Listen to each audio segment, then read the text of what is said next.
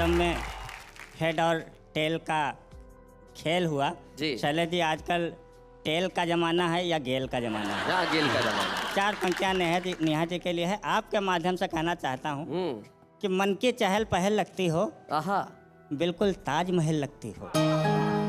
कोई तुमसे गजल सुने क्यों, खुद ही एक गजल लगती हो। शैलेश जी, आजकल देश में जो है 2 चीज़ें बहुत होती हैं जी।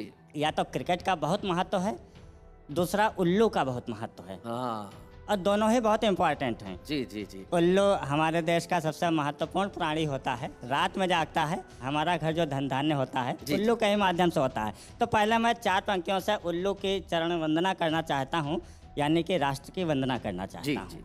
एक भारतीय उल्लू को लकवा मार गया। हाँ। लकवा को हिंदी में पैरालिसिस कहते जी जी हैं, और उल्लू भारत में ही पाए जाते हैं। जी जी, दिख भी रहा है। जी। उल्लू भारत में पाए जाते हैं, विदेशों में आउल होते हैं शैलेश जी। हाँ हाँ, बात सही है बिल्कुल भाई। तो इसको ध्यान रखेगा। एक भारतीय उल्लू को लकवा मार गया, टेढ़ा होते होते यमलोक सिधार गया। आहा, यमराज ने उल्लू का खाता उठाया, काफी देर तक जोड़ा घटाया, फिर यमदूतों को आवाज लगाई, ये गलत उल्लू कहाँ से उठा लाए भाई? नहीं, आपको नहीं कह रहा हूँ। यह गलत उल्लू कहाँ से उठा लाए भाई? फौरन इसका लकवा हटाओ, सीधा करके इसे वापस इंडिया पहुंचाओ। अब यमदूत बोले, हुजूर लकवा तो हट जाएगा, पर टेढ़ापन तो जाते जाते जाएगा। क्या बात है, क्या बात है। ये सुनकर उल्लू बोला, हुजूर चिंता मत कीजिए, मुझे तो बस जाने की आज्ञा दीजिए। अरे माना हमारा देश ओलंपिक में फेल है, माना हमारा देश ओलंपिक में फेल है, पर उल्लू सीधा करना हमारे यहाँ बाएं हाथ का खेल। क्या बात है, बहुत बढ़िया, बहुत अच्छे मुकुल। तो इस तरह की स्थितियाँ होती हैं देश में। तो एक कविता मैंने पूरी तरह से क्रिकेट पे लिखी है, बल्कि ये सिद्ध करने की कोशिश मैंने की है कि क्रिकेट खाली पिच पर नहीं खेला जा सकता, कविता में भी क्रिकेट खेला जा सकता है। पता है मुकुल कैसे? हमें पत्नी से ये न्यूज़ मिली, ज्यादातर न्यूज़ पत्नियों से ही मिलती है। जी जी।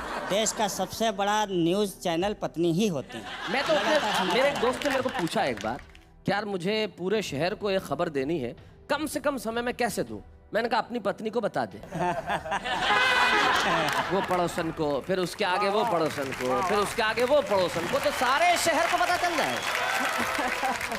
मैं देश की सभी पत्नियों से क्षमा मांगते हुए मैं कहना चाहता हूँ, हमें पत्नी से न्यूज़ मिली, पड़ोस में नए किराएदार आए हैं, मुन्ना लाल एंड फैमिली। अच्छा। भरा पूरा परिवार है, लेकिन सब पर क्रिकेट का भूत सवार है। अच्छा। क्रिकेट जीते हैं, क्रिकेट पीते हैं, क्रिकेट खाते हैं, क्रिकेट बोलते हैं। अच्छा। जिंदगी की हर बात क्रिकेट के तराजू पर तौलते हैं। बहुत अच्छे। एक दिन हम मुन्ना लाल जी के घर गए, हमें लगा कि हम वनडे की पिच पर उतर गए। अच्छा। हमने दरवाजे पर लगी कॉल बेल दबाई, भाभी जी ने दरवाजा खोला और एक उंगली उठाई। हमने कहा, भाभी जी समझ में नहीं आया, आपने इशारे में क्या बताया? भाभी जी बोली, नो डाउट, इसका मतलब है मुन्ना लाल इज आउट।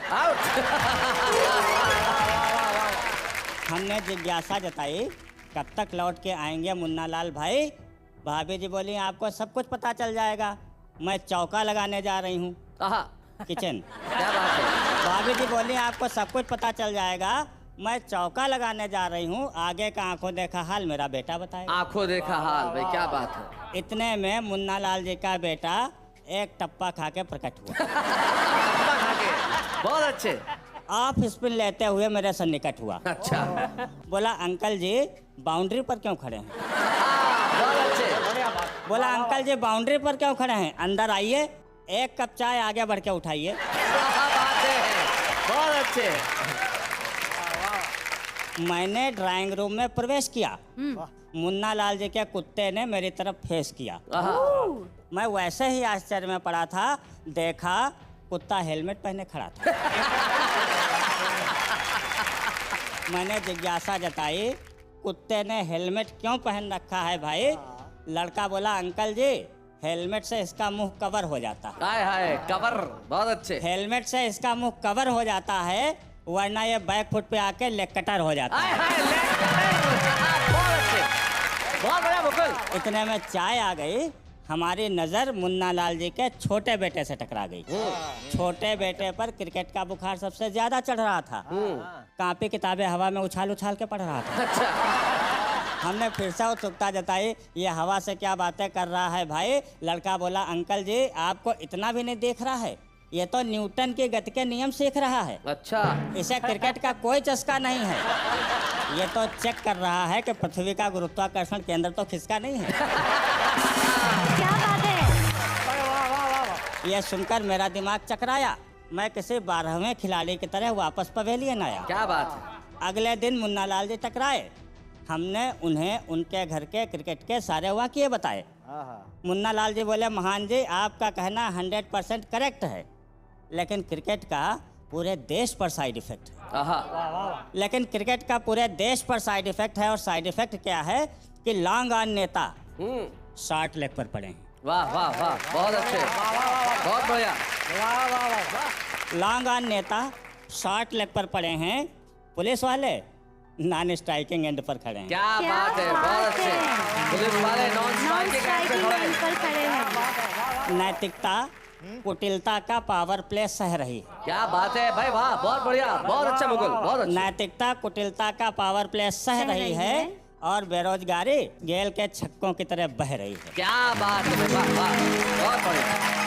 और गरीबी विकेट की तरह गड़ी है, और आम जनता वो तो थर्ड मैन पर पड़ी है। क्या बात है भाई, वाह। और अर्थव्यवस्था काट एंड बोल्ड हो गई। अर्थव्यवस्था कॉटन बोल्ड हो गई है। क्या बात है भाई, वाह वाह, बढ़िया बात है मुकुल, बहुत अच्छा।